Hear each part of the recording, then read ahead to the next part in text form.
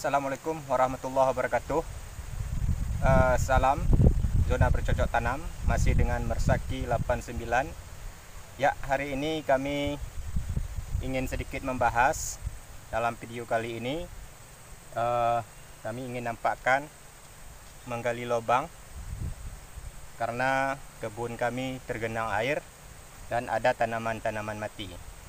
Kemudian hal yang kedua yang kami ingin bahas nanti, petani yang berubah pikiran atau menebang pinang menanam sawit. Saksikan terus videonya, jangan di skip agar kawan-kawan dapat melihat bagaimana lanjutannya. Ya, ini galian tadi. Kami akan coba nanti mengeluarkan air ke alur besar ini supaya tidak tergenang air nanti di kebun nilam kami. Karena kalau tergenang air, ini kami dapat contohkan, ini nilamnya, dan ini tempat tergenang air nih. Jadi sini tergenang air dan nilamnya tidak bisa bertahan, alias layu atau kemungkinan besar mati. Ini lagi. Sementara yang lain yang tidak tergenang air tumbuh subur. Ini dia.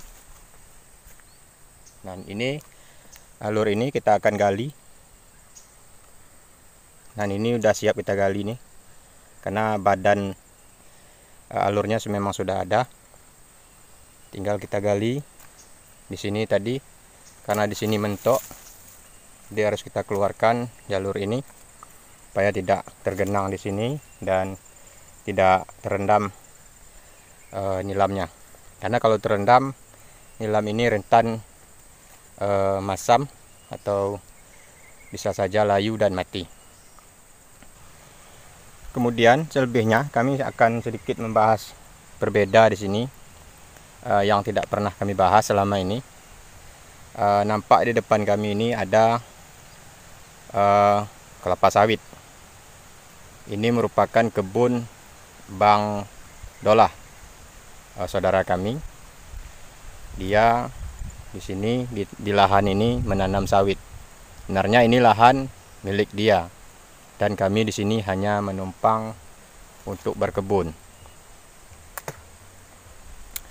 Yang perlu kami bahas di sini adalah ini tanaman sawit dia yang tidak pernah kami bahas.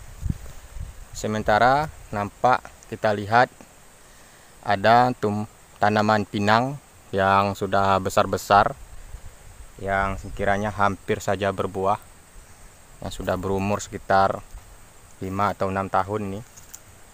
Kemudian ini yang perlu kami sampaikan, ini ada sebatang sawit yang ditanam di tumpang sari dengan pinang, tetapi beliau merebahkan pinang ini. Ini sudah ditebang. Nah, ini tadi dia lakukan nebangan dan kita sana terus. Nah, ini lagi, ini juga ditebang karena berdekatan sekali dengan kelapa sawit yang baru saja ditanam lebih kurang 2,5 bulan.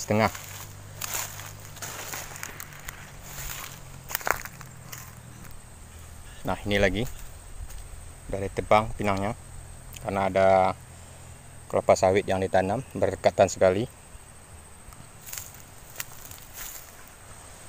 Kita jalan terus. Nah, ini ada lagi yang ditebang. Ini dia. Sudah ditebang itu. Ini pokok kelapa sawitnya yang sudah subur. Ini juga ada pinang berdekatan yang ditebang. Kalau besar pinang ini dikurang seperti sebesar paha.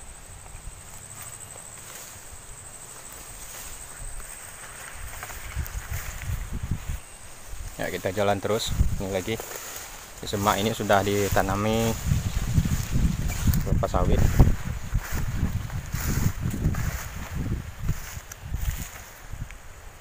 ini dia lagi sudah diterangin sedikit di pangkalnya, dan nanti akan disemprotnya nih. Ini lagi ada dua batang pinang yang ditebang. Ini lagi. Nah, ini besar-besar kali pinangnya ini. Nanti ini akan ditebang semua nih, dan akan dibiarkan sawit saja yang tumbuh. Ini lagi nih, bang, ini sawitnya. Nah, ini dia lagi.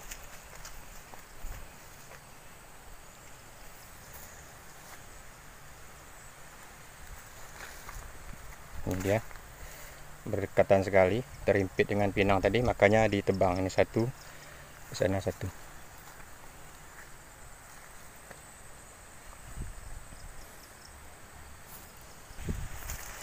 Ya, mungkin ini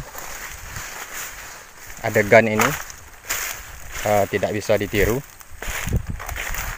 atau adegan ini hanya dilakukan oleh petani-petani yang sudah berpikir habis.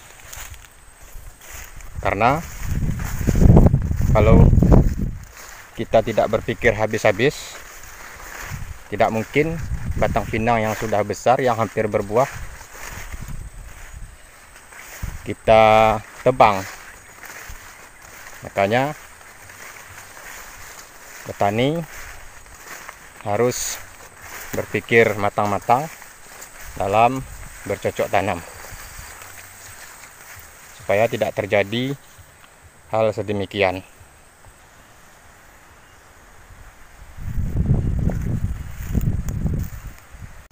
Ya, yang perlu kami sampaikan sini adalah bukan bermaksud apa-apa, cuman di sini motivasi yang bisa kita ambil adalah ketika kita ingin bercocok tanam, pilihlah salah satu tanaman yang mungkin bisa kita manfaatkan sampai lama. Jadi kalau hari ini banyak petani yang merasa menanam pinang karena tidak ada jaminan, karena harga yang terlalu rendah. Kalau hari ini bisa kita sampaikan hanya 3.000 per kilo, atau berkisaran 3 atau 4.000. Nah, jadi kalau menanam pinang memang sampai 6 atau 7 tahun baru berbuah. Kalau sawit nih bisa saja 2,5 tahun atau 3 tahun sudah berbuah pasir.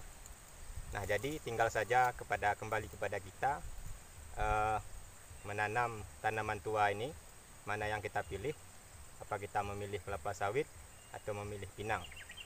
Nah, jadi di video kali ini kami sampaikan bahwasannya dapat kita simpulkan menanam tumpang sari juga bisa sebenarnya, asal kita memberikan nutrisi atau pupuk yang mencukupi.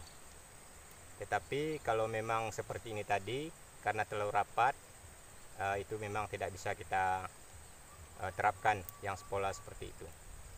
Nah, jadi demikian mungkin yang dapat kami sampaikan. Semoga video kali ini menjadi pembelajaran bagi kita semua. Ketika kita ingin bercocok tanam, kita harus memang benar-benar berpikir dulu, baru kita tanam, agar supaya tidak terjadi hal seperti ini. Sudah ditanam berpuluhan tahun atau memakan waktu yang lama, dan kita tumbangkan, kita tanam dengan tanaman yang lain. Maksud kami menyampaikan ini tidak bermaksud apa-apa, cuman ini pengalaman dari Bang Dolah ini bisa menjadi motivasi bagi kita semua. Mungkin hanya ini yang dapat kami sampaikan, mudah-mudahan bermanfaat. Salam zona bercocok tanam. Assalamualaikum warahmatullahi wabarakatuh.